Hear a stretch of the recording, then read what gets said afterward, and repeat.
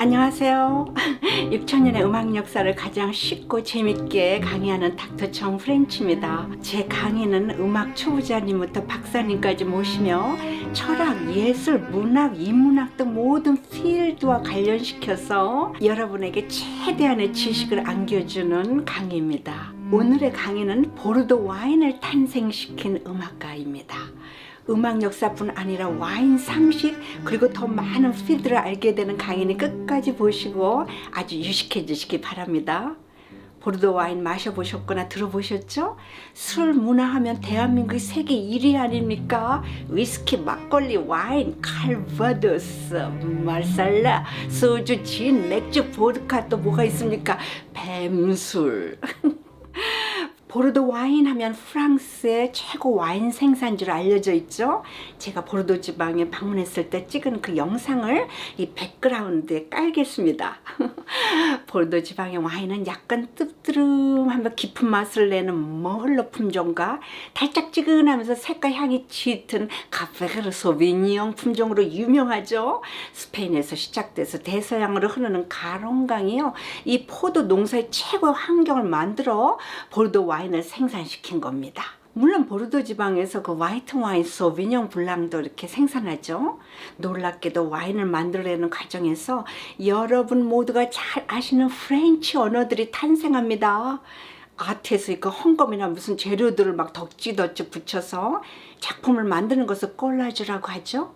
이게 바로 와인 만들어내는 과정에서 나온 말이며, 와인을 숙성시킬 때 그 맑은 포도주 원액을 받아내기 위해 달걀 흰자를 와인통에 넣어서 불순물을 제거하는 그런 과정을 콜라주라고 합니다. 그리고 남은 노른자로 만든 빵이 바로 프랑스 전통 빵 까놀레. 이렇게 많은 사람들이 보르도 와인에 관해서는 잘 아는데, 보르도 와인이 이 또라이 기질이 있는 음악가에서 나왔다는 것을 아는 분들은 많지 않습니다. 12세기 때 이태리에서는 르네상스 그 경제를 움직인 메디치 가문이 이제 막 그 독약을 만들어 가지고 팔아서 돈을 벌고 있을 때, 프랑스 남쪽 아키텐에서는요, 음악, 포도주, 세계 역사를 만들어내는 아키텐 가문이 있었습니다. 아마 제가 이 스토리를 이야기하면 그게 거기서 나온 거였어? 하고 고개를 끄덕끄덕 하실 겁니다. 12세기 말 궁정과 양반들의 사생활을 까며 이 풍자적 시를 짓던 김사과처럼 유럽에도 그 궁정을 드나들거나 떠들어다니던 귀족 신분인 그 음유신이 있다고 제가 말씀드렸어요. 트루바도르 기억나시죠? 이들 중에는 기독교와 이슬람 전쟁의 환멸을 느껴서 이탈한 이 십자군 기사들도 있었고, 또 김사과처럼 이렇게 가문이 몰락해 떠도는 음유 시인들이 꽤 있었습니다. 이들은 여기저기 이동하면서 유럽의 풍자적인 그 세속 음악 칸소를 퍼뜨린 트루바도르입니다. 음악 역사상 최초의 트루바도르는 바로 이 아키텐 지방과 보르도 지방을 통치하던 아키텐 가문의 9대 공작이자 군주 기욤 9세였습니다. 그는 권력, 재력, 그 카리즈마까지 있어 당시 세력이 컸던 교회 눈치를 전혀 보지도 않았으며 아무도 그의 코털을 건들지 못했습니다. 기욤 9세는 최초의 트루바도로서 시와 노래, 악기를 다루는 것에 아주 능숙했습니다. 그 당시는 모든 음악이 거의 교회에 속해 있었으며, 교회 선법과 바이블의 가사를 이용해 단선율로 그레고리안 찬트를 작곡하였는데, 기욤 9세는 이 모든 룰을 때려 부수고 세속음악, 그것도 귀족들과 수도승, 귀족과 상인 사이에 일어나는 이 불미스러운 일들을 서슴없이 시와 음악 그리고 악기를 연주하면 노래해 교회로부터 엄청 비난의 대상이었지만, 그 누구도 그의 험한 입을 다물지 못하게 했습니다. 그 당시 아랍의 무어인들이 사막을 가로지를 때 그 지루함을 없애기 위해서 아주 저속한 노래를 불러댔고, 교회의 권력에 잔뜩 불만을 품고 있던 음유 시인들은 이때다 하며 박수치며 계급 사회적 갈등을 표현하는 이 칸소를 불러대기 시작했죠. 그들이 바로 이 트루바도르, 트루베르, 하다못해 하층 계급 그 음악인들 종글레르와 골리아드들이었습니다. 칸소는 이렇게 여기저기 굴러다니다가 이태리로 흘러들어가 기악곡으로 바뀐 것이 칸조네라고 소나타 음악 역사에서 강해드렸습니다. 최초의 트루바두르며 프랑스의 왕인 기욤 9세에게는 당시 모든 귀족 총각들을 가슴 설레게 한 아름다운 손녀딸이 있었습니다. 여러분이 디즈니 영화에서 자주 보던 엘레오노르 공주입니다. 16년간 왕에 의해 성의 옥탑방에 갇혀 사는 미녀 여왕. 미국 소설가 하워드 파일의 그 영국 민담을 정리한 로빈 후드에 나오는 엘레오노르 공주입니다. 여왕이 됐죠. 그녀의 할아버지 기욤 9세가 죽고 기욤 10세 아버지마저 38살에 요절하자 그녀는 15살에 아키텐 공국의 여왕이 되어 가장 처음 한 것은 할아버지가 작곡한 저속한 칸소의 가사를 싹 쓸어버리고 그 유신 정권 때 아침마다 울려 퍼지던 새벽 종이 울렸네 이 새마을 노래처럼 정신이 번쩍 나게 하는 가사로 바꾸었습니다.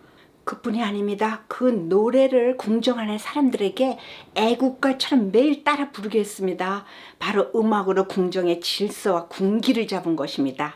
그녀는 정치, 사회, 음악, 예술, 농업, 건축, 철학 모든 면에 뛰어났습니다. 그녀는 트루바두르를 적극적으로 서포트해서 12세기 말 음악이 교회 음악에서 벗어나 세속 음악의 장을 여는 아주 혁신적인 음악 역사를 만들어내는데 가장 큰 기여를 한 여걸입니다. 음악 역사의 그 종교 음악에서 이 세속 음악으로 이게 바뀌는 이 트랜지션에 아주 중요한 역할을 한 것입니다. 그녀 덕분에 음악으로 질서를 잡는 새로운 궁정 문화가 아키텐과 보르도에 들어서자 이웃나라 영국, 스페인, 독일, 이태리까지 모두 와 음악이 그런 위력을 가졌나? 당장 따라하자. 그들은 엘레오노르의 음악적 그 정책을 모방하기 시작하였습니다. 그때부터 세속 음악은 단지 풍자적으로 귀족과 상민의 그 계급 사회를 까는 것으로 그친 것이 아니라 인간의 삶과 감정을 표현하기도 하고 노래하며 악기로 연주하기 시작하였습니다. 그녀의 아버지는 요절하면서 딸에게 이런 유언을 남깁니다. 엘레오르야, 넌 이쁘고 똑똑하니 루이 7세와 꼭 결혼해야 된다. 그녀는 루이 7세와 결혼을 하게 되죠. 루이 7세는 그녀를 너무나 사랑해 십자가 그 원정 때마다 그녀를 말에 태워가지고 데리고 다녔고 전쟁터에서는 멋진 막사를 꾸며주며 그녀를 보살폈습니다. 그런데 엘레오노르 왕녀는 그만 전쟁터에서 카리즈마가 넘치는 근육질 병사에 뿅 가서 그와 사랑을 나누다가 루이 7세에게 발각되어 바로 이혼을 하게 됐죠. 미모만 뛰어난 것이 아니라 수단도 좋고 이미 할아버지에게 아키텐 보르도 등을 물려받은 재력가인 엘레오르는 이혼 3개월 만에 바로 영국인 9세의 연하인 프랑스 북쪽을 통치하던 노르망디의 공작 알리 프랑타주네를 만납니다. 그가 바로 영국의 왕 헨리 2세입니다. 그녀는 남자를 성공시키는 재주가 있었어요. 프랑스 땅의 노르망디와 아키텐 보르도를 손바닥에 쥐고 흔들기 시작했으며 할아버지처럼 음악의 광이었던 그녀는 프랑드르 귀족 음악들도 서포트해 주었습니다. 플랑드르 음악파는 15세기 르네상스 시대가 되어서야 적극적으로 이렇게 활동하게 되지만 이미 12세기부터 귀족 모임이 있었습니다. 플랑드르란 지대가 낮아 물이 범람하는 땅, 네덜란드, 벨기에 그리고 북쪽 프랑스입니다.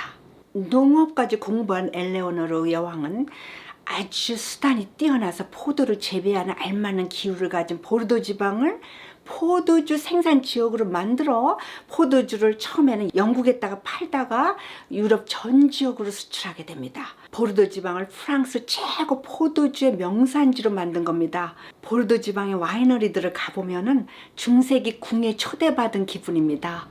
너무 아름다워요. 그녀의 두 번째 결혼 생활도 순탄하지 못했습니다. 9세 연하며 미남이었던 헨리 2세의 바람기로 자칫하면 왕비자리를 뺏기게 생겼습니다. 그녀의 두 아들들을 부추겨 남편에게 저항하는 반란을 일으키게 됩니다. 뚜껑이 열린 헨리 2세는 그녀를 궁정 가장 꼭대기 옥탑방에 16년이나 가다 놓고 한 발짝도 땅을 못 밟게 만들었습니다.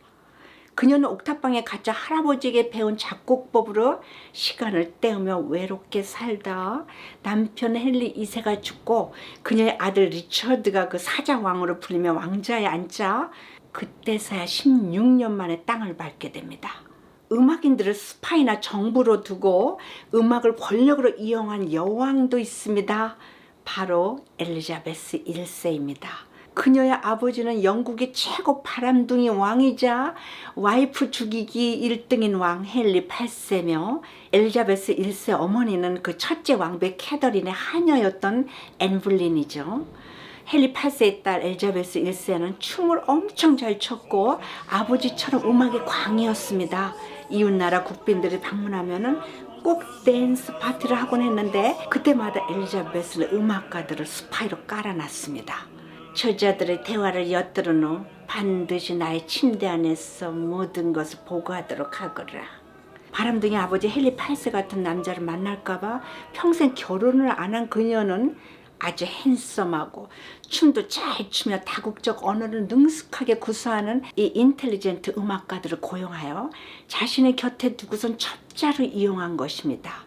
엘리자베스 1세가 통치하던 그 르네상스 시대 음악가들은 교육을 아주 많이 받은 자로 음악의 그 중심지였던 궁정에 속하였으며 작곡, 연주만 하는 것이 아니라 왕이나 여왕의 신복이었습니다. 그 중에는 유명한 작곡가며 연주자들 윌리엄 버드, 존 다울랜드, 토머스 몰리 등이 있습니다.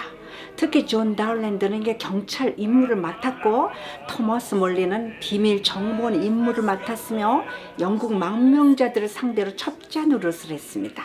엘리자베스 1세가 죽자 영국군들이 가장 먼저 한 것은 바로 그녀의 스파이 노릇을 하며 사생활까지 나눈 음악가들을 잡아들이는 것이었어요.